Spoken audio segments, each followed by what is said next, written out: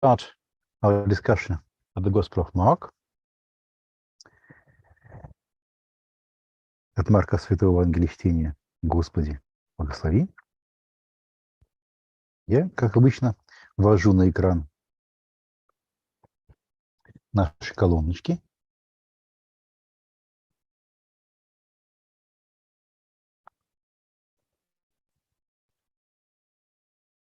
Мы в прошлый раз разбирали сцену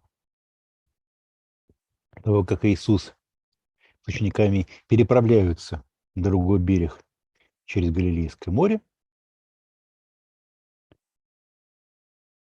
Мне кажется, в ходе нашей дискуссии такой достаточно важный, интересный момент фигурировал, а именно мы задумались о выражении «аллаплоя».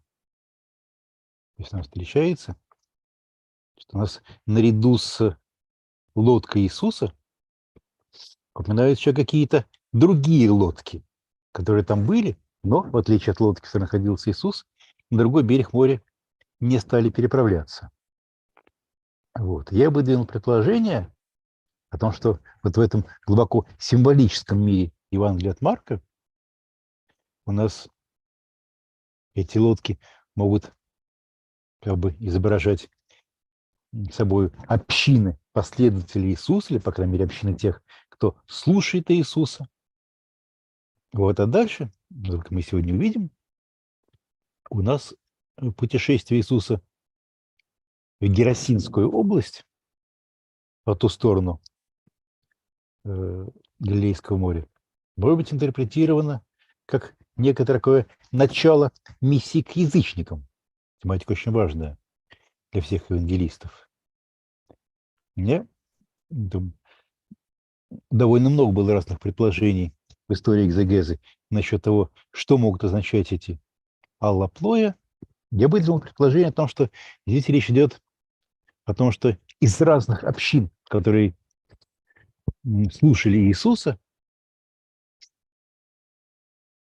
вот, которые здесь символизируются этими разными лодочками, только одна лодочка положила начало миссии к язычникам, а другие как бы упоминаются, а дальше не остаются за кадром повествования.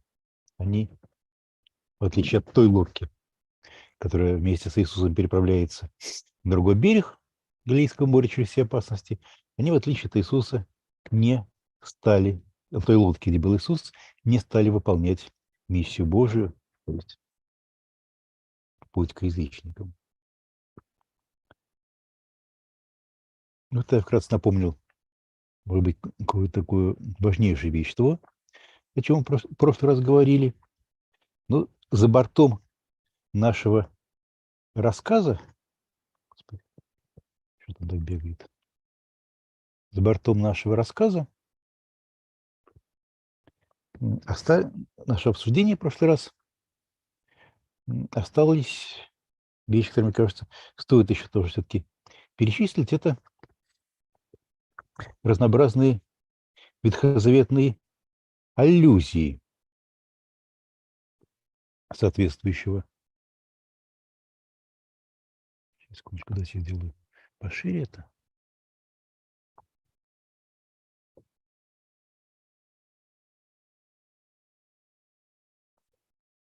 Вот так лучше стало видно.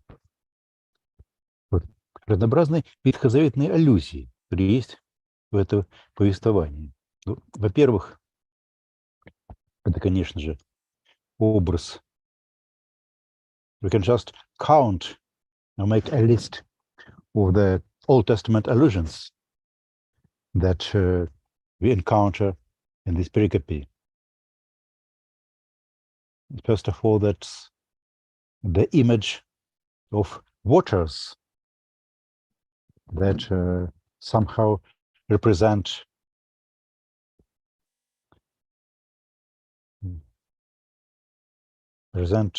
forces that are opponents to God and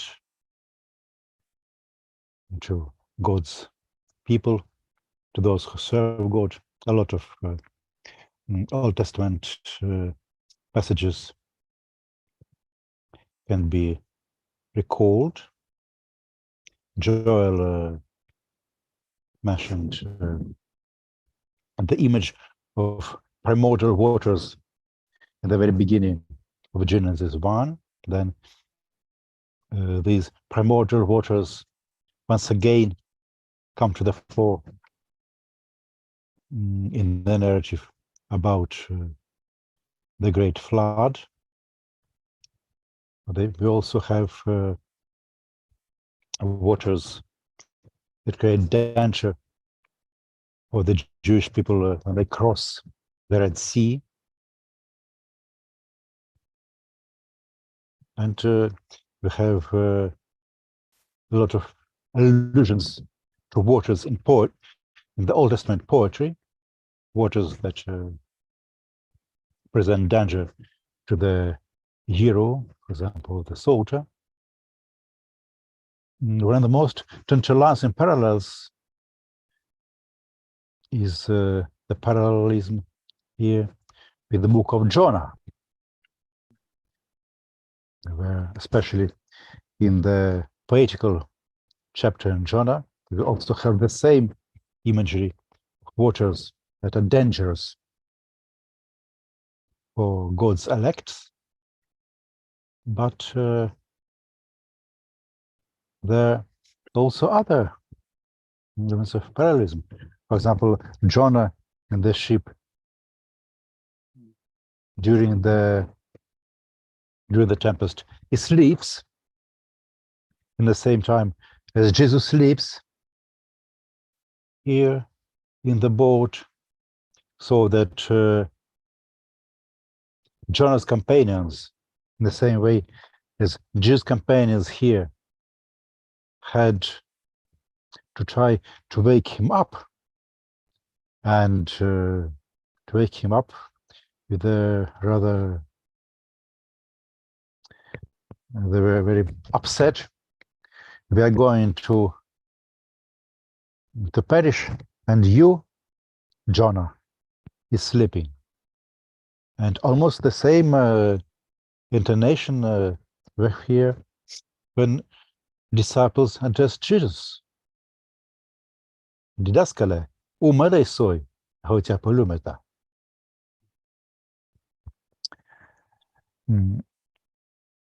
Yes, but also God sleeps in the Old Testament, right? Yes. Passages in which, the people are trying to wake God up, and don't you care? Yes, say. exactly. And this would be the second parallel, Old Testament parallel in our list, that God sleeps in the Old Testament, at least according to many psalms, so that the one who prays must wake him up in such a way that God starts to act. It's a very interesting way here that these two images, the image of Jonah sleeping in the ship and the image of sleeping God, here they come together. Definitely, I think in the Old Testament itself, Jonah's sleep in the ship has no resemblance to God sleeping. And the image of the sleeping deity also has nothing to do with Jonah. But here, in a very paradoxical way, these two images come together.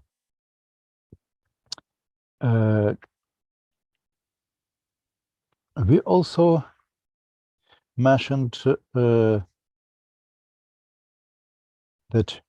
the words which describe Jesus' activity with regard to the sea, and which Jesus pronounces here, are very much, has a lot of parallels with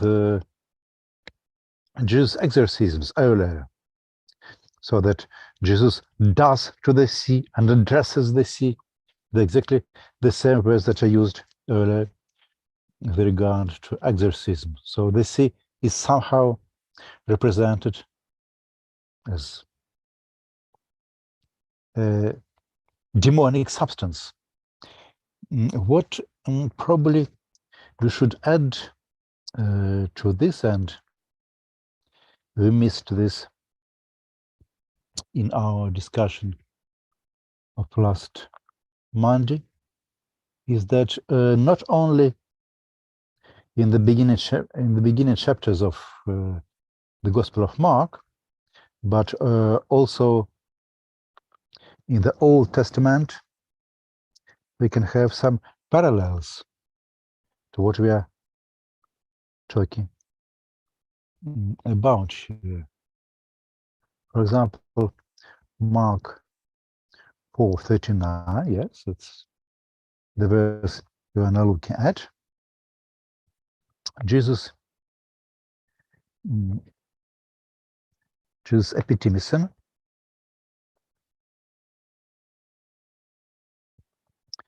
the sea, and we spoke about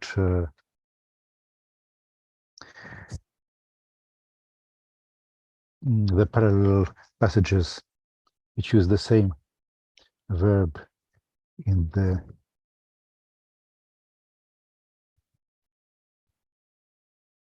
second.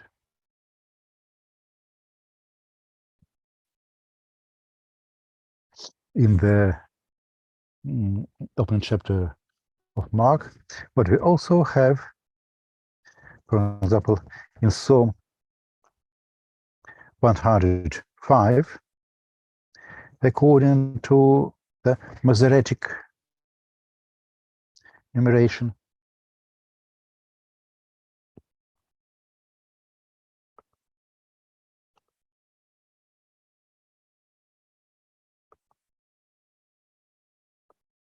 do you see the Greek text, the Greek and Hebrew text on the screen?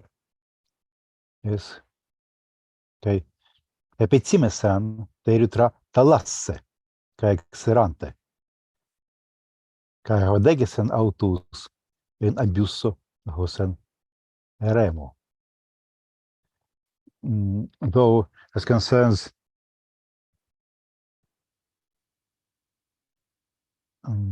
the crossing of the Red Sea, as described in the book of Exodus itself, this verb is not used, but here in the Psalter, the reference to crossing the Red Sea and to what God did with the Red Sea through Moses is described with the same verb. And I think it might well be that in Mark, in addition to the parallels with the exorcisms in the beginning of the Gospel, this parallel might also be somehow important for the author.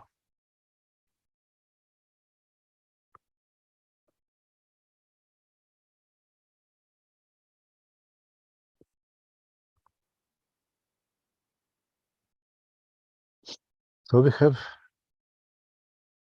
several parallels with the Old Testament, and I think it's very important. Sometimes when I look at the New Testament narratives, especially at Mark, and this would be especially evident in Mark's Passion narrative, it seems as though Mark is just making his narratives out of building blocks that he takes from the Old Testament. Yeah, I think that's very important. And one thing I've wondered is, does he expect that his hearers, his readers, will be able to follow all these allusions, because he doesn't, like Matthew more often tells you this happened in order to fulfill what had been spoken, and then has an Old Testament quotation. But more often in Mark, it's just an allusion. So either he's just doing it for himself because he knows all this Old Testament stuff, or he expects at least some of his hearers to know, to be literate enough in the Old Testament that they can follow. Yes. And what is your opinion on this question? Because that's really important. Well, yeah, I wrote a whole book on Mark's use of the Old Testament for his Christology. So I was I did think about this. And I guess what I concluded was he must think some of his readers at least will get it. At least that seems more probable to me. And really, some of the narrative doesn't make sense unless you know about the Old Testament background. Can you give an example?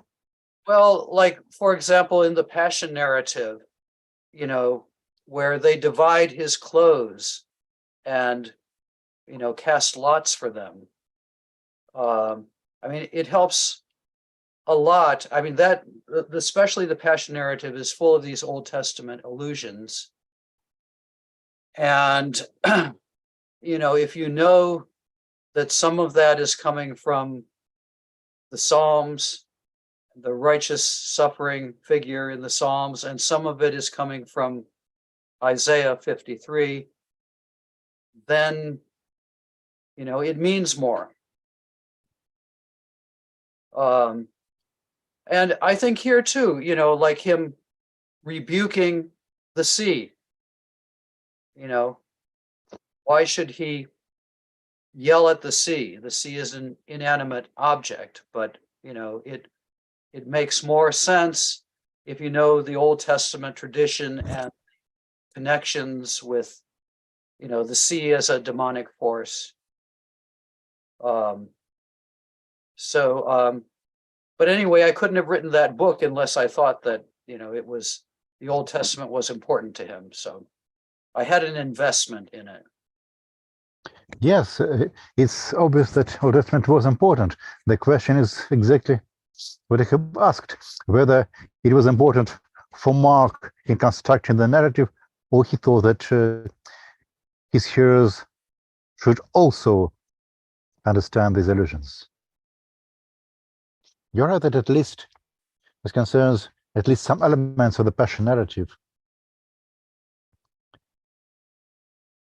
it seems that Mark thought that at least some of these allusions would be quite understandable and decipherable for his audience. I have to go back and see what I said about this. I had some more connected thoughts, but I can't retrieve them right now in the computer of my brain. Okay, so we have a homework to do till our next meeting. Thank you. I promise I will do my homework. Okay. Ну вот на этих нескольких замечаниях мы можем проститься с рассказом о том, как Иисус и ученики переправлялись на другой берег моря. И давайте тогда начнем уже читать следующую нашу перикопу. Отец Кирилл, вы с нами? Да, Михаил Георгиевич, я здесь. Давайте тогда попросим вас сегодня выступить в качестве нашего чтеца. С большой радостью. С 1 стиха, да?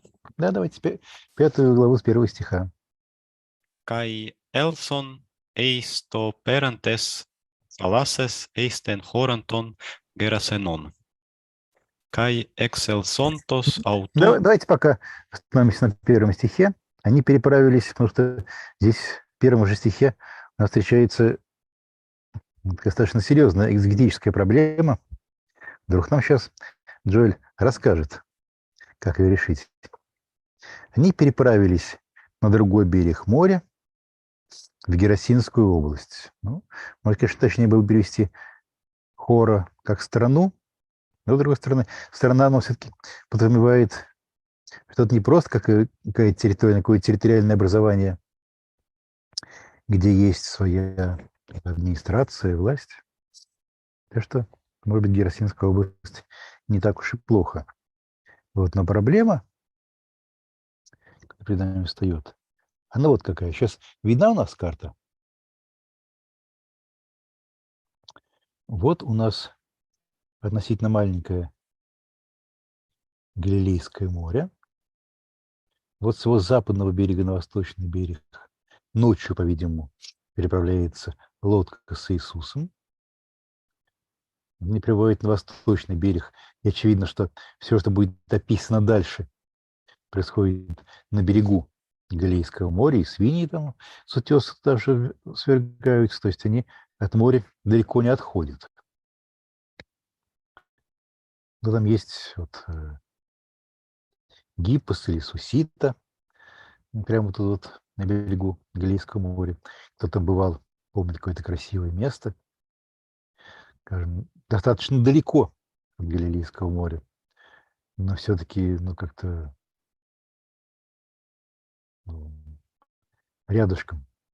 Есть там, скажем, Хамат-Гадар, еще дальше Гадара. Вот. Но Гераса всегда находится вот на каком расстоянии от Галилейского моря. Так что расстояние от Галилейского моря до Средиземного, оно даже меньше, чем расстояние от Галилейского моря до Герасы. Неудивительно, что это было явным образом проблемой для евангелистов.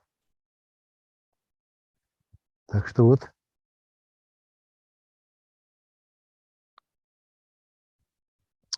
мы можем видеть такое вот соотношение между синоптическими Евангелиями.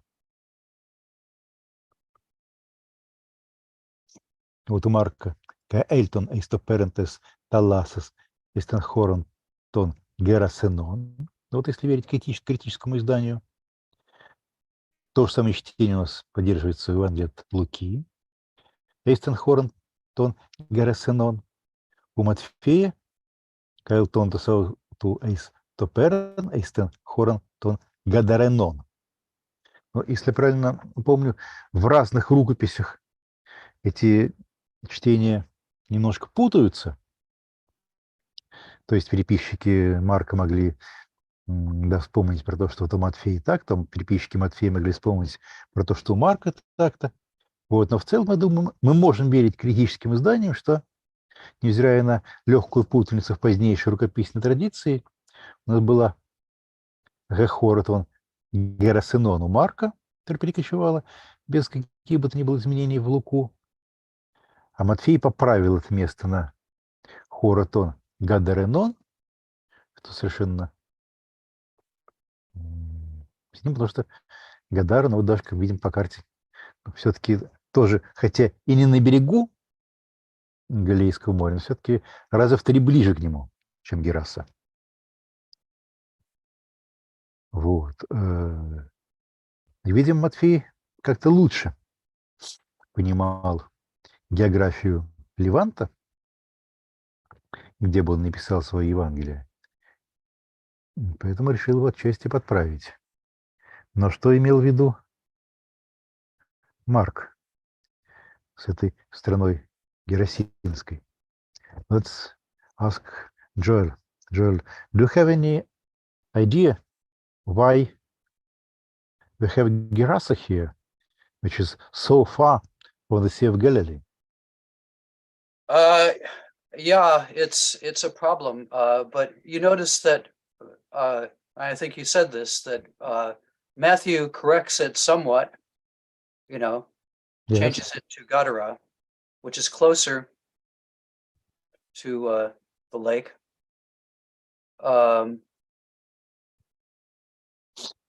And it's interesting that Luke, though, follows Mark here. So again, this seems to me to tell against the theory that Matthew used Mark and then Luke used both of them, because Luke, he chooses the wrong one. He chooses to follow Mark here rather than Matthew. But I don't know why this tradition is associated with Gerasa, because it's a problem. I don't think there's no cliff at Gerasa. In any case, there is no sea or There's any no sea. other lake or water Yeah. surface near Gerasa. Yeah, it's a problem. I'll have to do my homework and see if I say anything about this in my commentary. Okay.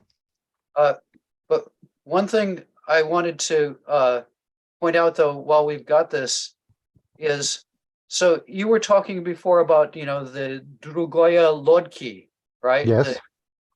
So, in the previous passage, you had Jesus with his disciples, and then there's, some larger group too. And so you have Jesus with a group at the beginning of the story. It continues in 5:1. The Elthon, right? They go, but then the whole rest of the story is just in the singular. It's just Jesus and this demoniac, and then the people from the town. No disciples. The disciples only come in, I guess, in the next story. So I think this is an example of what I said several weeks ago.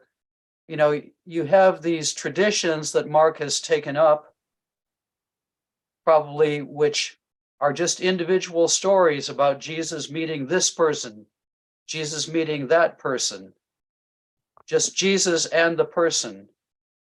But Mark has placed them within, a narrative framework where from, chapter 1, and then, more so after chapter 3, he's always with the disciples. But, you can see the traces here of this previous individual story where it's just Jesus and the demoniac, no disciples. So he's, redactionally added the disciples in, like in 5:1. But then he just forgets about them for the rest of the story. They play no role. I think it says something about, just the way he's put this together. He has these individual stories, but he's placed them in an overall narrative framework where Jesus is always with the disciples. They are those who are with him.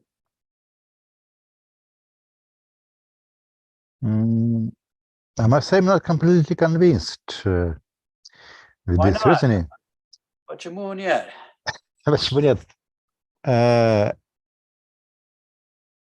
The narrative focuses on Jesus and his miracles. So you say that originally this was a narrative which mentioned only Jesus because no disciples were supposed to be near. But I think that this is the nature of these miracle stories. that Jesus and the one whom he heals are in the focus of the story, while other participants, whether they are there or not, they're not mentioned, but their presence may be somehow acknowledged Yeah. So, silently. yeah. Well, I mean, I agree with you. That's how we read it now, Yes. in this overall narrative framework. But, when you have this more or less consistent pattern where often the disciples only come in, in the framing, the beginning and at the end, then I think it's more likely that, what and this, is partly just a reflection of how I imagine the tradition developing. It developed originally from individual, say, miracle stories that people remembered, maybe in a particular place, like Gerasa. And then those stories started being grouped together, so you had a series of miracle stories that were remembered together, maybe a series of controversy stories. And then along comes Mark and he places them in an overall narrative framework. So I guess my argument seems somewhat circular. But that's the way I think about it. Okay, thank you. I would like to return back to the question about Gerasa and Gadara. You see not only Matthew,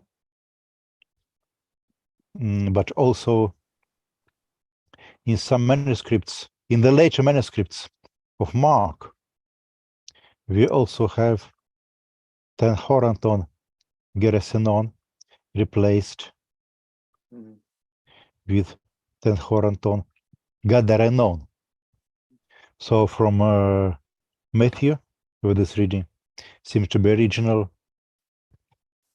It also penetrated the manuscript editions of Mark and Luke, obviously for the same reason that at least some of the scribes knew that Gadara is closer to the Sea of Galilee, while Gerasa is quite a long way off. Yeah, but also the scribes know Matthew, and I mean, you often see assimilation Mhm. of the Markan text to Matthew, because Matthew was, the most popular of all the Yes. Gospels. And so you often see like contamination of the text of Mark because of the influence of Matthew. Yes. Going back to what we talked about last Monday, that this whole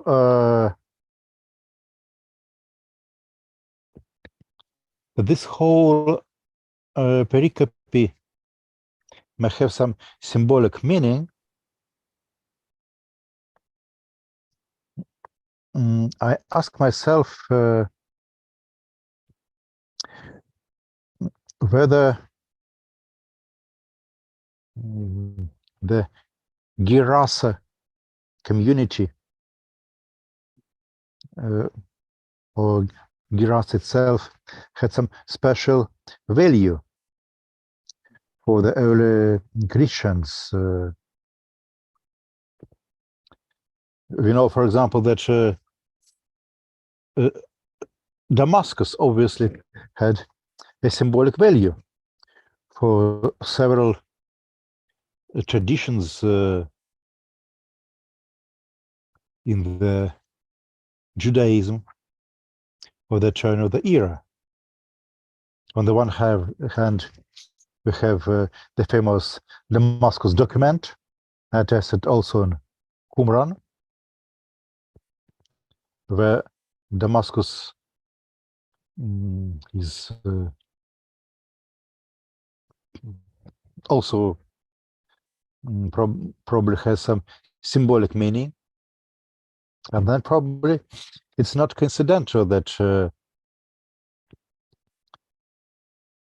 the meeting of Apostle Paul with Christ took place on his way to Damascus, the same Damascus that plays such an important role in the self-understanding of the Qumran community.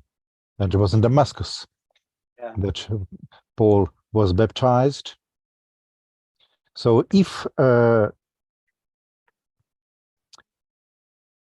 in this story we had not Gerasa but Damascus, I think most New Testament scholars would unanimously say that's because Damascus had some symbolic meaning. Mm-hmm. And this symbolic meaning was much more important than the long distance between the Sea of Galilee and Damascus. Well, I noticed that in my commentary I mentioned that, and this isn't my original idea, but garash, in Hebrew means like to banish, to send off, like gerush, when you divorce your wife too.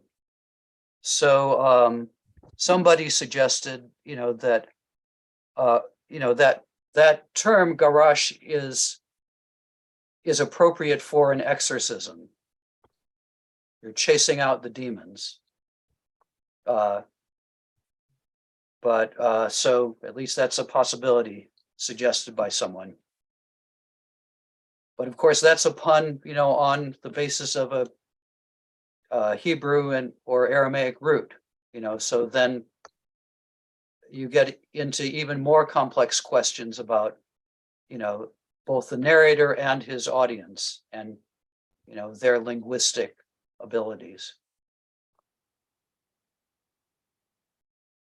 Yes, we also know from the church fathers a tradition that before the destruction of Jerusalem in the year 70, the early Christians, knowing that Jerusalem was going to be destroyed and not willing to share the tragic fate of all other inhabitants of Jerusalem, that the community of Jerusalem flew to Pella, from Jerusalem to Pella, the flight to Pella. Yeah, interesting. And, yeah. Yes, once again, if the country to which Jesus traveled through the sea was called, that was the country of Pella.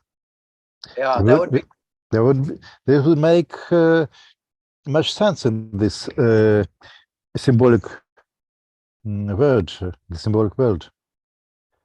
That would be wonderful. Yeah. Yeah, but still, Gerasa is not so far from Pella. Probably we just do not know some of the links in this chain of events. Okay, well, here's another idea. The Gerasa is right close to the Yabok, right, which is where Jacob wrestled with the angel. And here Jesus is wrestling with a demon. I mean, I've never I hadn't thought of that before, and I've never seen it suggested, but this is the exorcism in which he kind of wrestles with the demon more than any other exorcism story.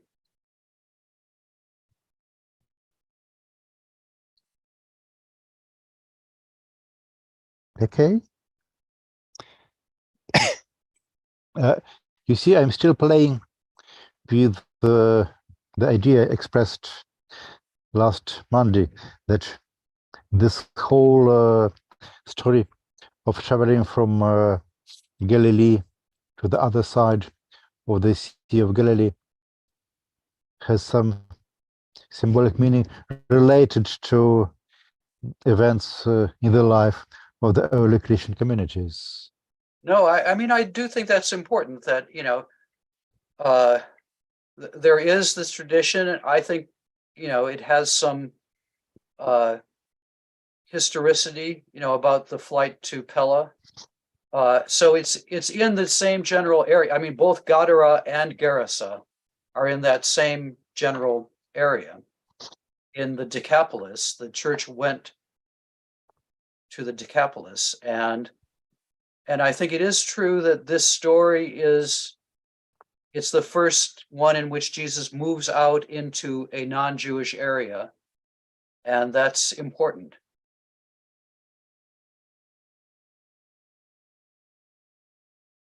Okay, interesting.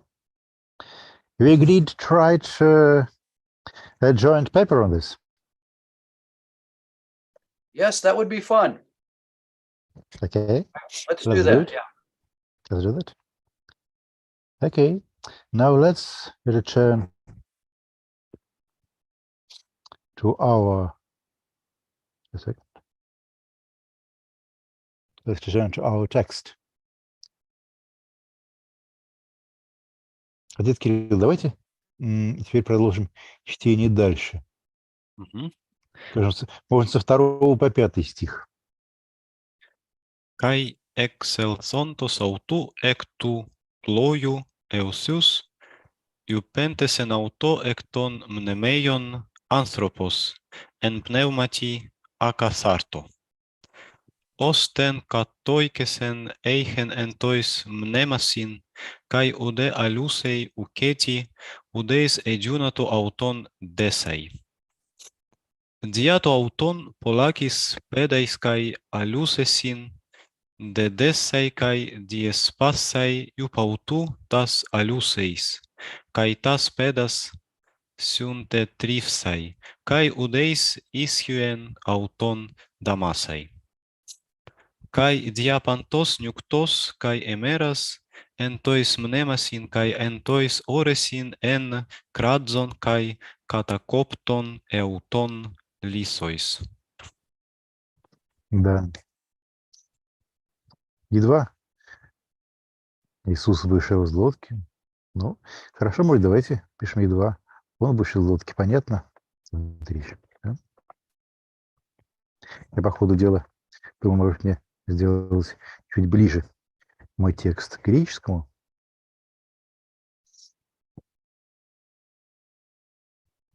Как тот же навстречу ему, «Эвпендес», мне кажется, вполне хороший перевод. «Эктон немейон антропос». Навстречу могильных хлебов идет человек, одержимый нечистым духом. Буквально, конечно, «энпнемати акатарту» в нечистом духе.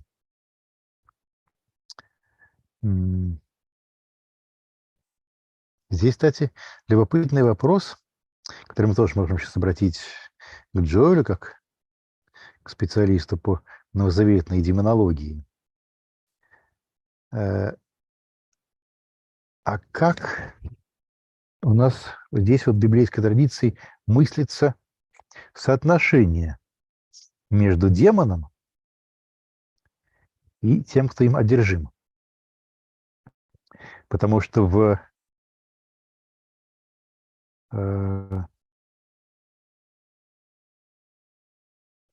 как бы в нашем восприятии, да и в значительной части текстов Нового Завета у нас демон входит в человека и выходит из человека.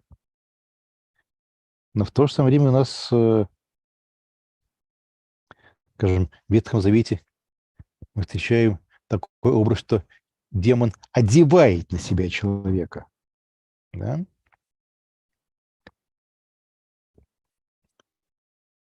Елбаш.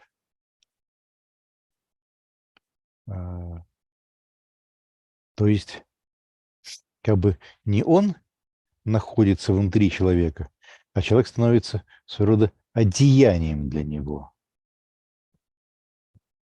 Вот здесь, насколько это выражение антропос эн пневмати, а катарто, этот предлог эн, буквально в, стоит так вот его буквально воспринимать. Joel decided to ask you, as a well-known specialist in New Testament demonology, the biblical demonology,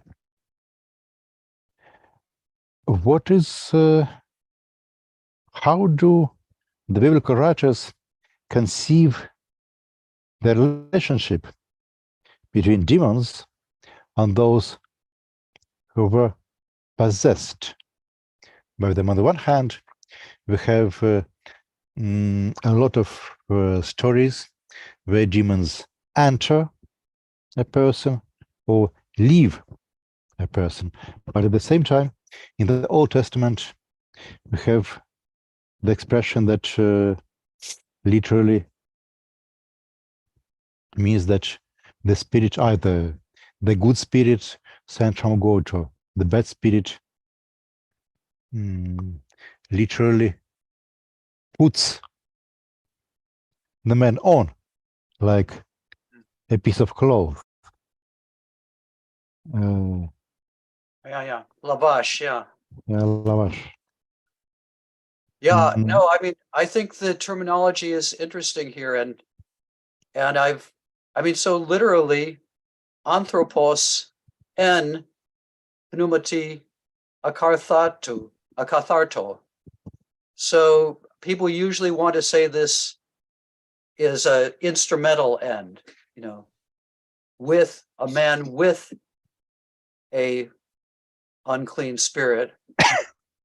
I argued that we should take it more literally. This man is inside of the spirit. The spirit has swallowed him. The spirit has enveloped him and usurped his identity. And that's and you see it even more clearly in the first exorcism in chapter 1, because he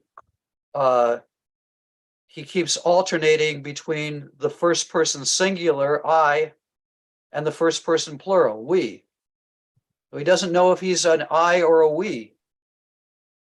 His personality has been destroyed and taken over. And so I want to take this anthropos and pneumati akatharto literally. He is a man who has been taken over. And there's still some sort of I there, but it's but that I has no power. What you see in the next verse, in verse 3, there's this extraordinary pile up of the u of the negatives. Kai ude.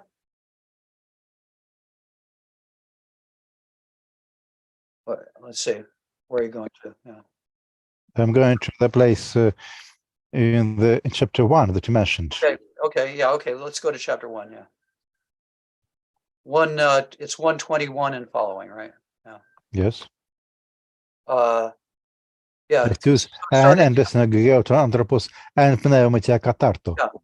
Yeah, and then ti hemin kai soi, what between us, so that's a plural. But then also oida se tis a, oida is a singular. So Yes. Just a moment, Joel. Throughout my life, when I was reading this passage from Mark in Russian or in Greek, I thought that this plural nas, hemin, refers to the plurality of demons. He's talking to Jesus as a representative of the whole class or army of demons. All right. You think that nas and hemin here refer to the demon and the one who is possessed? Well, I think I play with that idea in my commentary. But my basic point is, he's referring to himself and the other demons. So he's a member of a collective first, but then he's a singular. So, I mean, it's a very, quick transition from the plural to the singular. But I think you could also take it as, yes, the man and the demon. But he says, have you come elthes apolesai hemas? So at least this, if we say that there's a man there, a singular consciousness, he is at least strongly associated himself with the fate of these demons.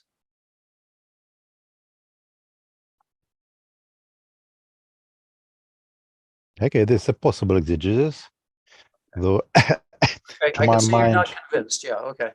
I'm not completely convinced, but that's interesting. Okay, let's go back to chapter 5. To chapter 5, yes.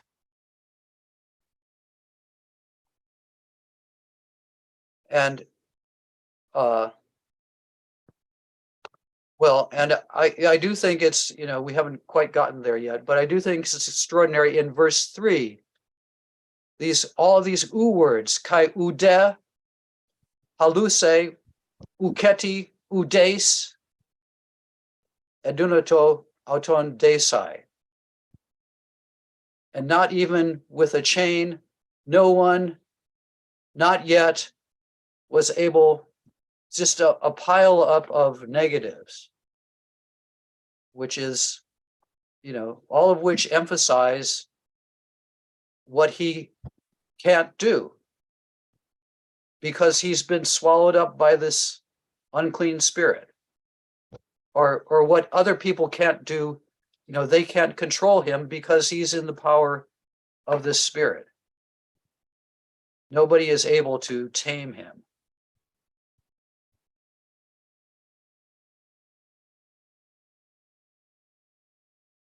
Okay, I think you were right to draw our attention to this emphasis on the negation, ude, uketi, udes.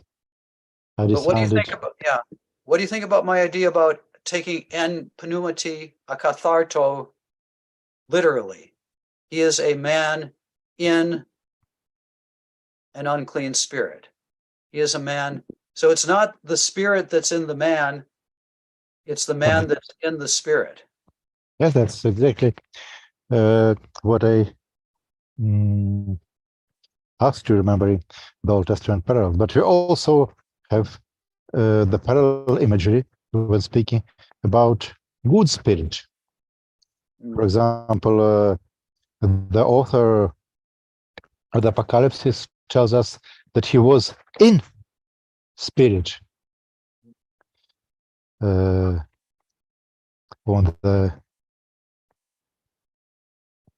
Sunday.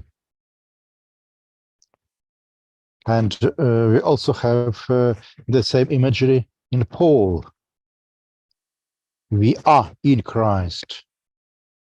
We are in spirit. Mm-hmm. Well, yeah, and I think you can raise the question, does Mark think those are the only two possibilities? You're either in the evil spirit or you're in the Holy Spirit.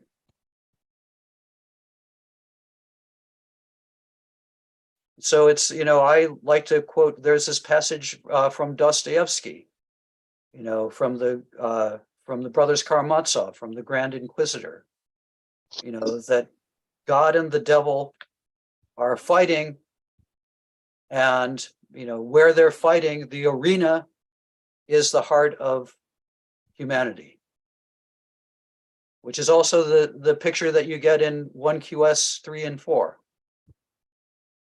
in the Dead Sea Scrolls. Right, but still in Dostoevsky we have the angelology or demonology, which is more in line with angelology and demonology of the European culture, that where the good spirit or bad spirit possesses man, good spirit or bad spirit is inside in the heart. Yeah. Well, here yeah. we have a more archaic image. Right. I think so. Yeah. More primal. And of course, elsewhere in Mark, we read about, like, even here, I think the spirit goes out of him. So he can use that imagery also. But as you say, this is a more maybe archaic, more primal, more, I don't know, something almost Freudian, deep Yes. perception, I think. Да. Он жил в этих склепах, и никто не мог его связать, даже цепями.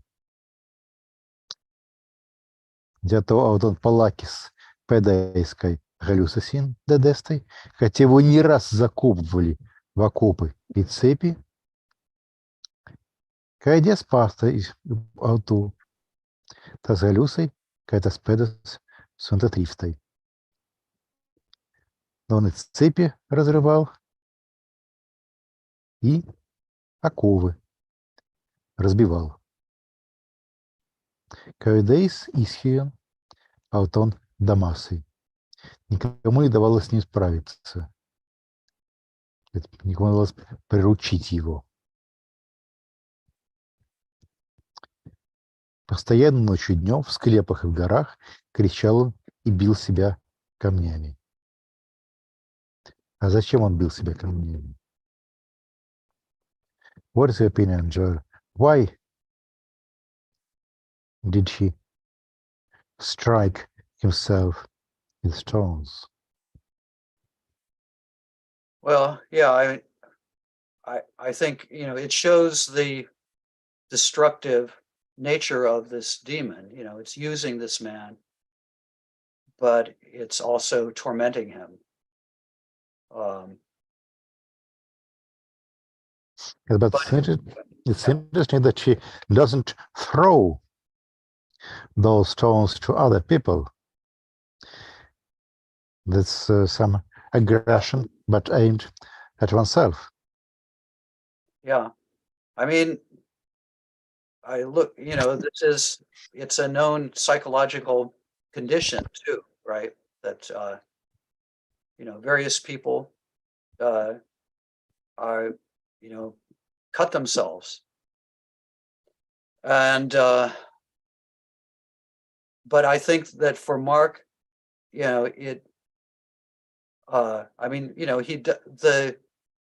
demon doesn't destroy this guy, but it shows the nature of demonic possession. It gives you power, but it also is really working against you.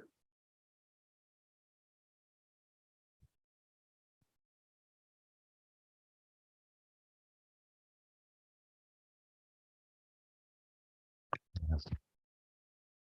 I don't know. What do you think? We are so accustomed to these stories that we have heard dozens of times in churches or in met these stories in our private reading, that we think it's okay. That's how a possessed person should behave because in these stories, that's how possessed people behaved. But for the first readers and for the authors of these stories, why did he live in tombs and not, for example, in caves, not just under the open sky? Is there any significance, maybe symbolic significance, in these details? Well, yeah, of course. I mean, certainly him living in the tombs, right? I mean, evil spirits are often associated with tombs and with death. And, again, it shows their cruel and destructive and isolating nature, that they drive you out of human society. They drive you out of your normal, concern for your own body. They cause you to destroy your own body. And they torment you. And I think, it's probably an important message for Mark and his readers, who are in danger of being harmed, by the authorities. That it's an important message that God really does care for them and for their well-being. That God's not on the side of these destructive forces that are trying to kill them, but God's on the side of life ultimately, even though you may have to lose your life in order to find that life.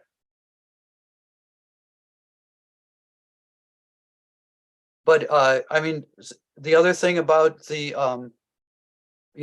about being with the dead is that it's an unclean spirit, and death, and the realm of the dead is the realm of uncleanness.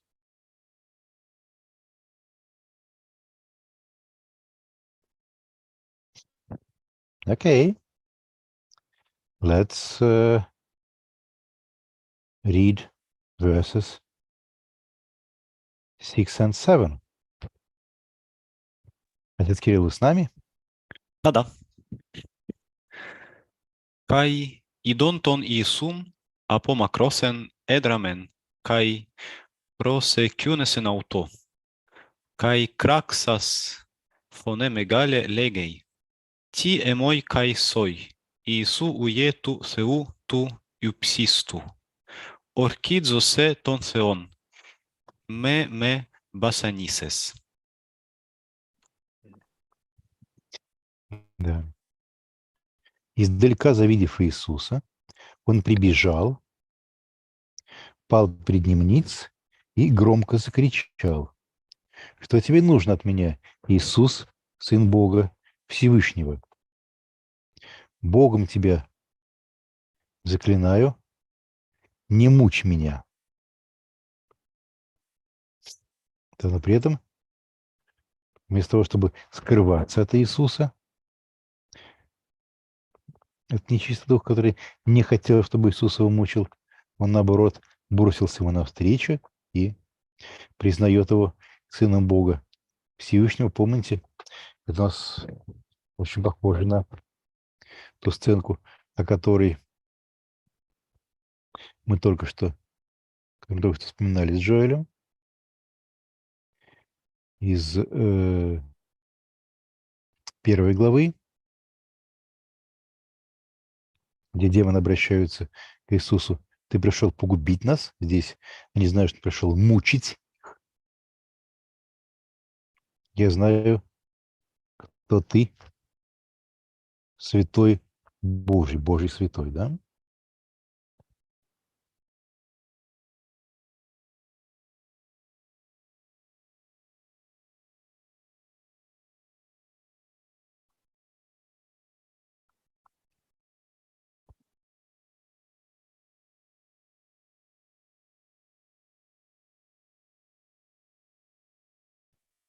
that's quite ironic, isn't it? That the demon says, "Don't torture me. Me basanises." Да. When you've just had, showing you what the demon is doing to this guy, making him cut himself. And now this demon is saying to Jesus, don't hurt me. I mean, it's like, there are some farcical elements to the story.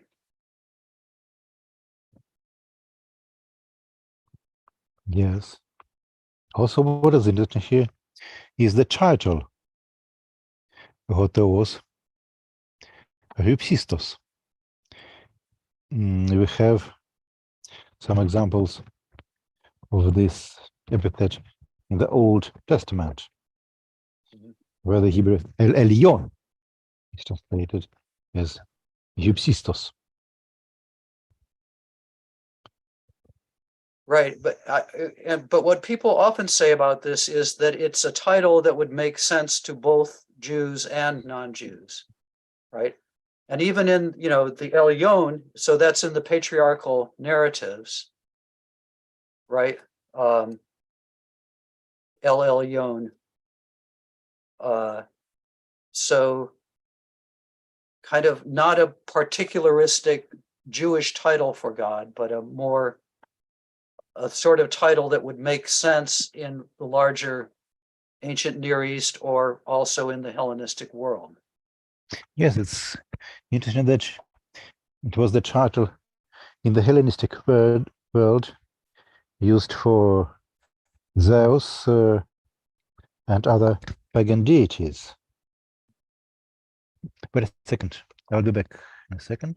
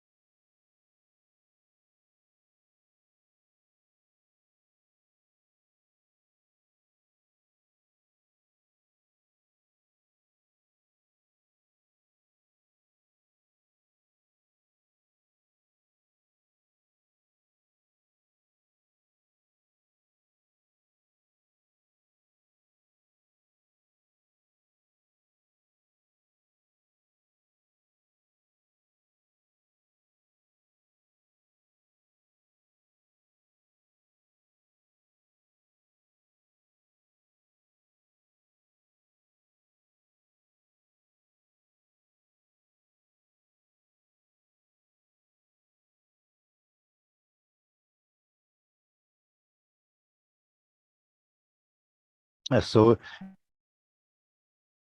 it is a coin with two sides. On the one hand, those Hypsistos may be understood as a reference to the God of Israel, but also it may be understood as a title understandable for the heavens outside.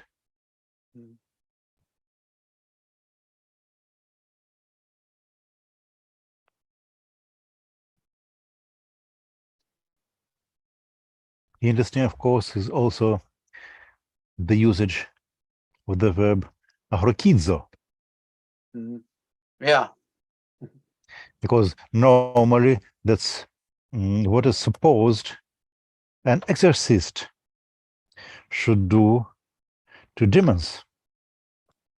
yeah, and so maybe the function of the title, that the demon says is he's trying to gain control over Jesus by, saying Jesus' secret identity, Son of God. And then Jesus does the same thing to him in the verses that follow, because he asks his name in order to gain control over the demon.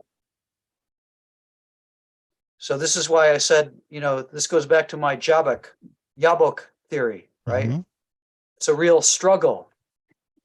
That Jesus is trying to exorcise the demon, and the demon is trying to exorcise Jesus. And Jesus wins.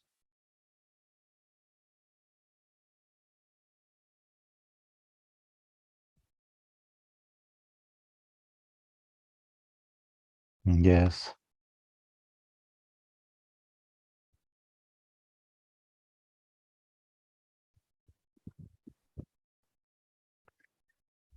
Okay.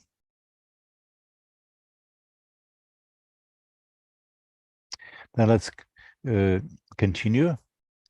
It is verse 8. Elegen gar auto, excelse to pneumato akasarton, ectu anthropu. Kai eperod auton, ti onomasoi, kai legei auto, legion onomamoi, oti polloi esmen. Спасибо. Вот как я уже говорил, здесь одна из таких излюбленных приемов, с помощью которых Марк разные элементы связывает в своем повествовании. Это его частичка гар. Да? Ну, гар это нормальная греческая причинная частичка, ибо но вот именно у Марка она как-то очень часто выступает для того, чтобы дать какую-то background information или совершить какой-то флешбэк. Да? Вот я в такого рода, когда я переводил Марка, то я принял решение вот такого рода вот информацию о каких-то дополнительных вещах или флешбеки, которые начинаются частичкой гар, заключать в квадратные скобки.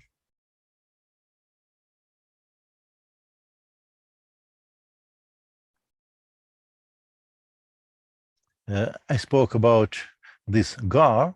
Yeah, no, I got it. Yeah, and you know, I Yeah. think your translation is good. И Иисус уже сказал. Mhm. So it's a flashback. I mean, this really verse 8 should go before verse 7 or verse 6, Mhm. right? Because as you say, I mean, it happened before. That's why, you know, Jesus initiated this struggle. In my translation, I took a decision to mark all these gar passages with square brackets because it's really a sort of a marker that either chronological order is distorted or some background information is provided that should have been provided earlier. Right. Well, yeah. And you can really see that, you know, there was probably a previous story, and this is, you know, one of Mark's interventions into it, giving you this background information. But it is interesting that, you know, this guy, you know, this demon, he knows Jesus has come to destroy them, and yet the demoniac runs to him. And he and he, you know, kneels before him. So again, you know, this you know, there's these forces at work that are forcing this man to behave in a certain way, and he's being pulled one way and another, being pulled one way by Jesus and one way by the demons.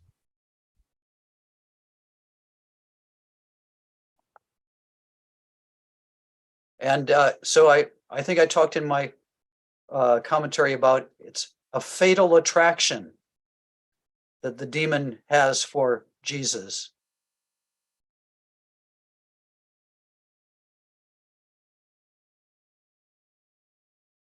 Because I think that is really interesting that he runs to Jesus instead of running away, which is what you would expect. he runs to Jesus. I think that's another thing that, we've heard these stories so many times, but that's a very strange element.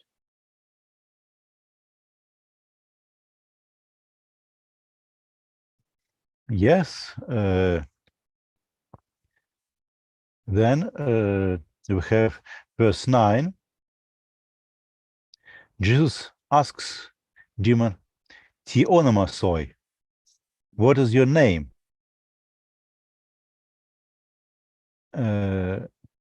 The demon says, "Legion, όνομα мой, вот и поло эсмен, имя мне легион, так нас здесь много." I think, Joel, this maybe may serve as an argument that in other places in Mark where demons are talking to Jesus and are saying "we," first person plural, the reference is to the army of demons. I think it may serve as sort of a counter argument against the earlier suggestion that in the first chapter of Mark, this "we" might have referred to the demon and the possessed. Probably the idea is that when demons possess people, they come not just one by one, not alone, but with whole hordes and companies, as we have in the parable about the unclean spirit that was expelled from the man, and then he returns, having taken with him 7 other demons.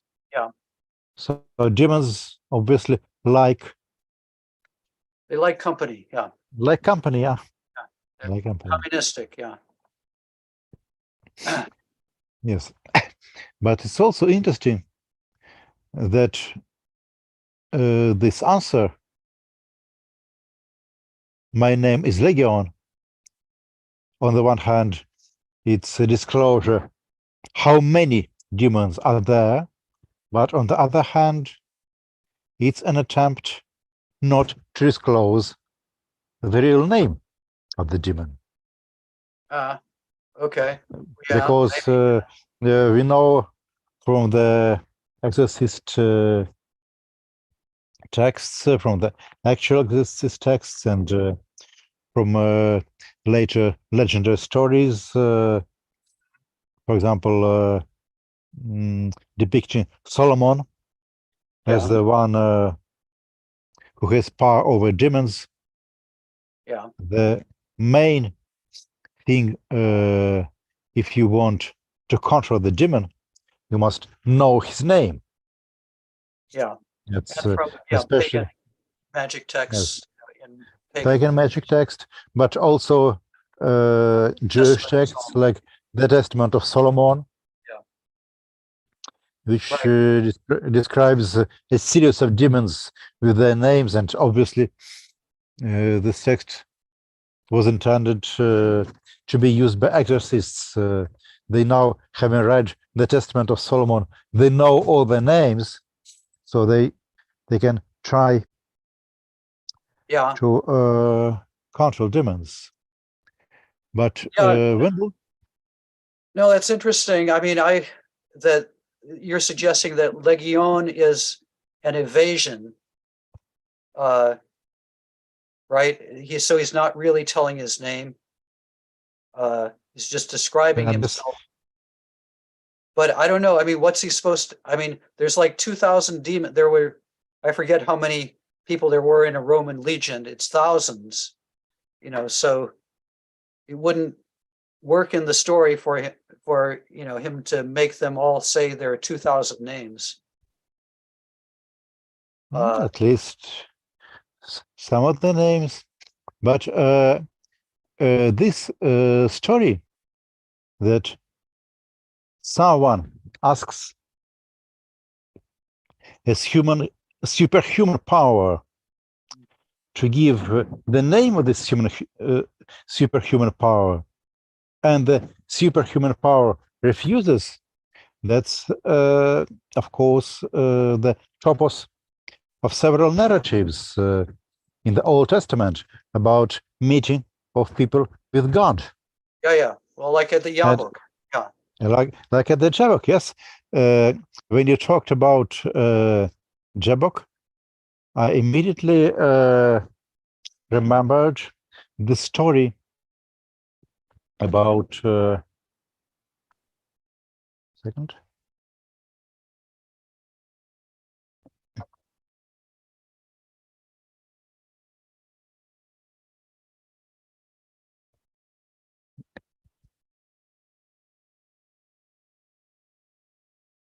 Sorry. Let me put a map again on our screen.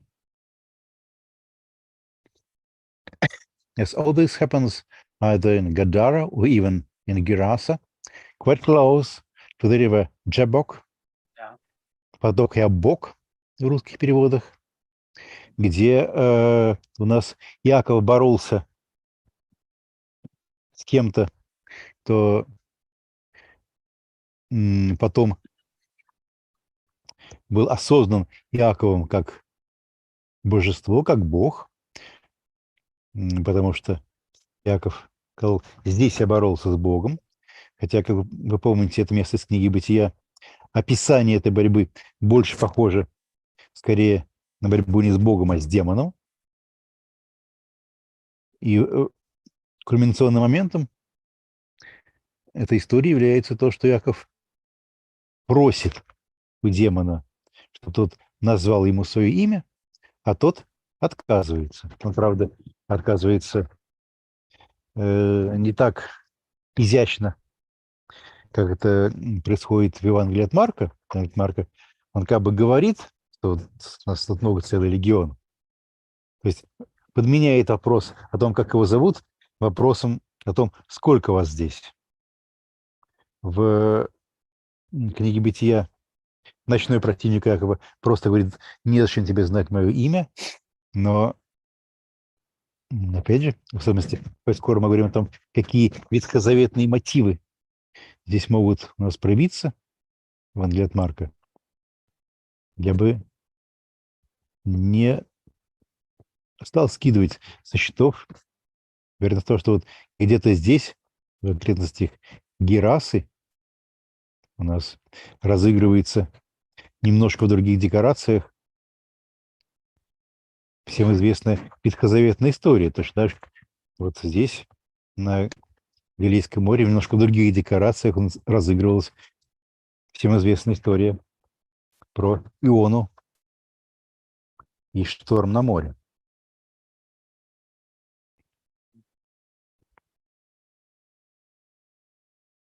Yeah, we'll have to see if somebody has thought of this before. I don't remember it, but before we write our article, we'll have to look through the literature, see if Yes, in anybody's biblical studies, this is the most difficult part because you have an idea and you're sure that no one else has said it, but in order to be sure that this is really a new idea, you must look through 1,000 books, through a legion of books. Yeah, a legion, yeah. Well, and my friend Dale Ellison, once I came up with a kind of crazy interpretation of something, and he said to me, now, has anybody in the 2,000 years of interpretation of this passage ever suggested this before? Because if not, it's probably wrong. So that's the other side. Like Yes. if you have a new idea, you think, well, why didn't anybody come up with this idea before? If it's so obvious. Maybe because they left a place for us to write about this in a peer-reviewed journal. I guess so. Yeah, maybe. Yeah. No, but I like I like you pointing to this Yabuk thing, and I kind of like your idea that the demon is trying to evade, and that contributes to this impression that people have talked about this story. This story, it's a real negotiation that's going on here between the demons and Jesus. Jesus says, "Go out of them." Well, and they say, "Well, wait a second, can't we go into the pigs?" He says, "Okay, go into the pigs." So there's a negotiation that's taking place, and people have noticed that this corresponds to what we know about exorcists, that there's often a negotiation between the exorcist and the demons. And here I think Jesus is tricking them, because they think they're going to be safe if they go into the pigs. They go into the pigs and then they're destroyed anyway.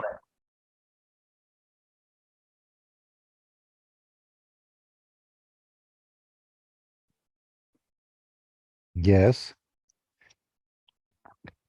Отец Кирилл нас покинул. Кто нас... Немножко времени еще давайте почитаем. Кто у нас после ухода отца Кирилла готов выступить в качестве чтеца?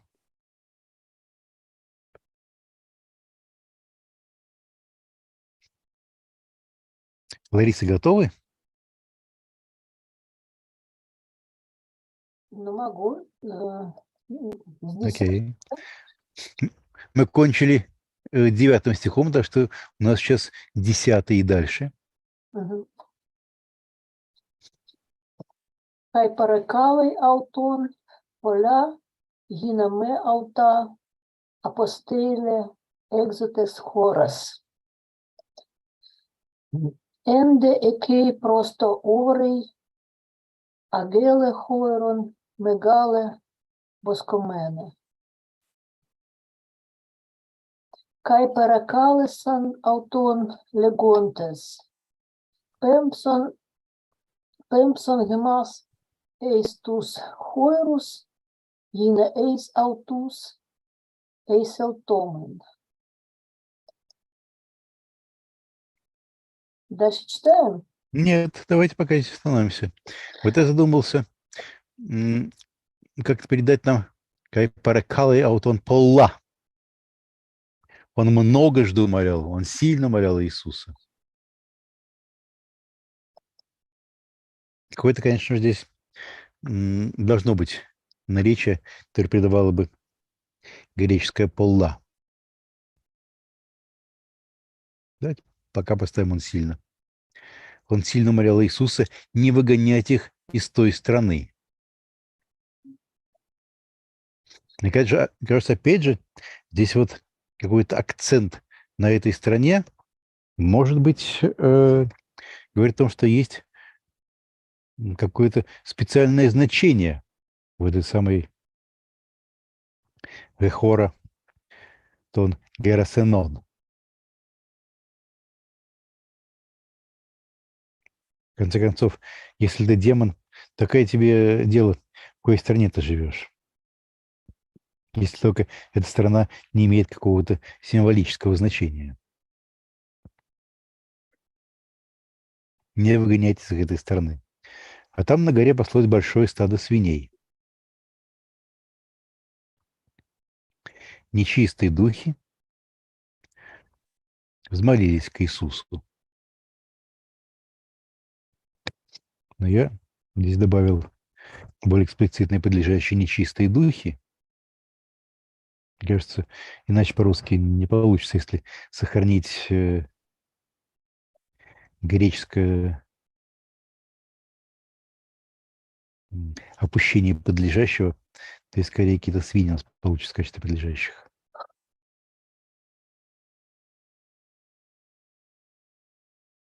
So the unclean animals, the unclean demons go into the unclean animals. Мгм. And it continues, I think, this theme of uncleanness that I was talking before about. The guy is living in the realm of death, which is, that's the worst sort of uncleanness. So there's a lot of associations with чистые духи. Сейчас.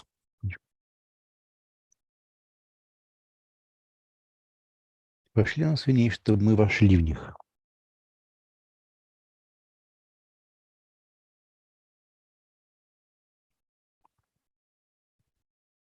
И давайте прочтем еще 13 стих, до того, как появляются пастухи.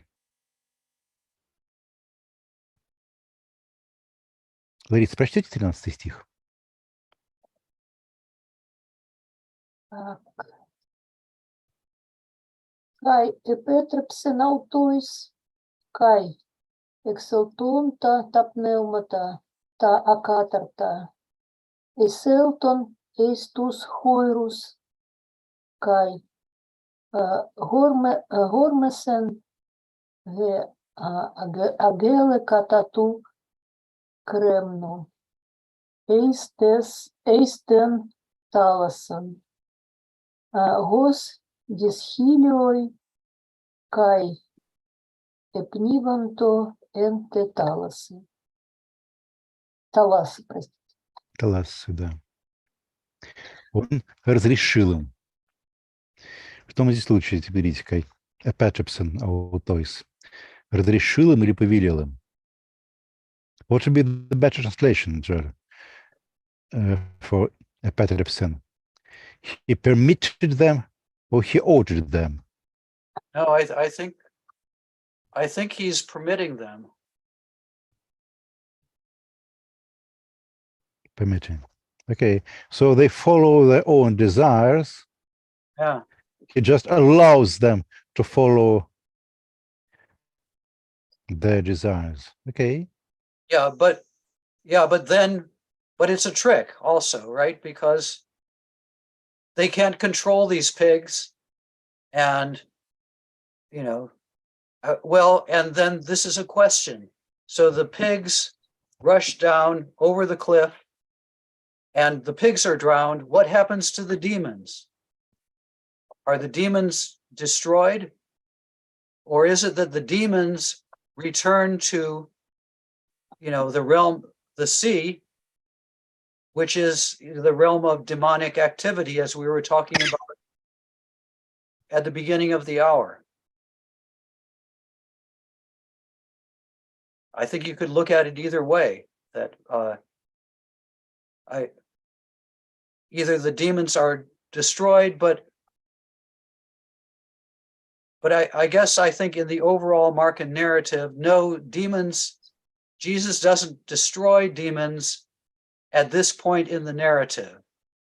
That would be premature, because the real thing that destroys the demons is going to be his death and resurrection.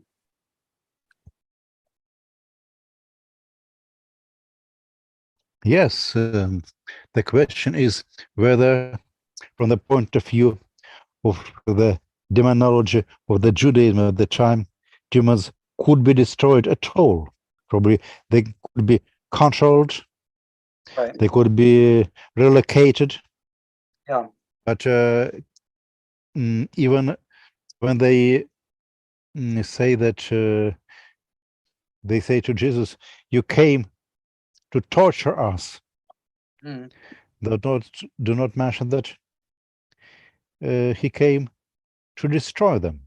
And even in the very first chapter, that in the first chapter, they discussed say, today. "Have you come to destroy us?" But they don't say when, right?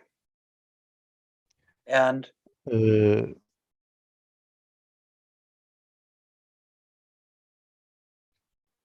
yes, Eltes apolesei. Yeah. Remas. Does But- apolesei mean destroy? generally, yeah. But I think it does mean destroy, but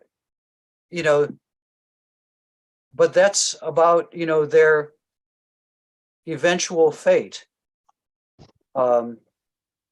So, which I think Mark, in line with other Jewish apocalyptic thinkers, it's at the eschaton that the demons will be destroyed. Which for Mark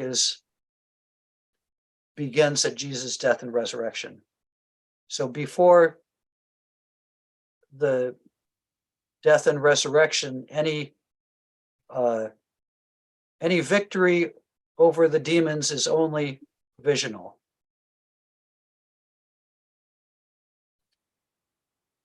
Okay. It's interesting that probably the number of pigs somehow corresponds to the number of soldiers in the Roman legion.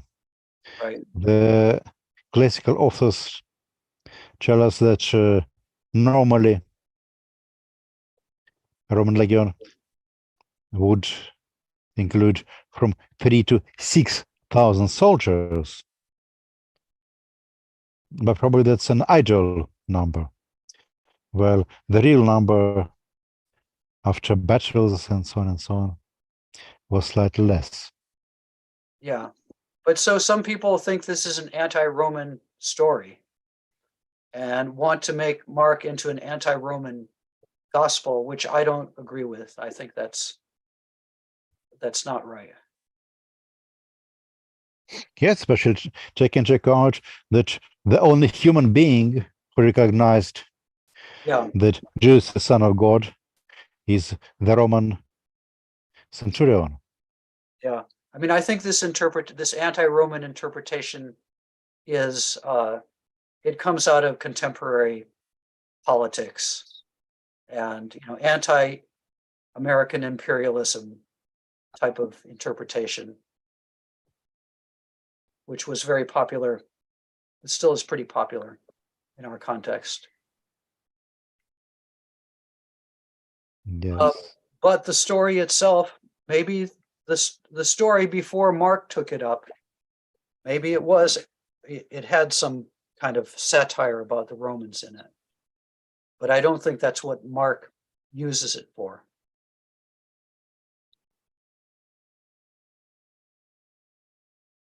Okay. I think our time for today is over.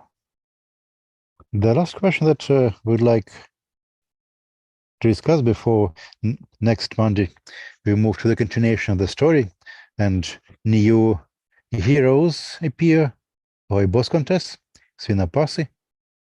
When does all this occur?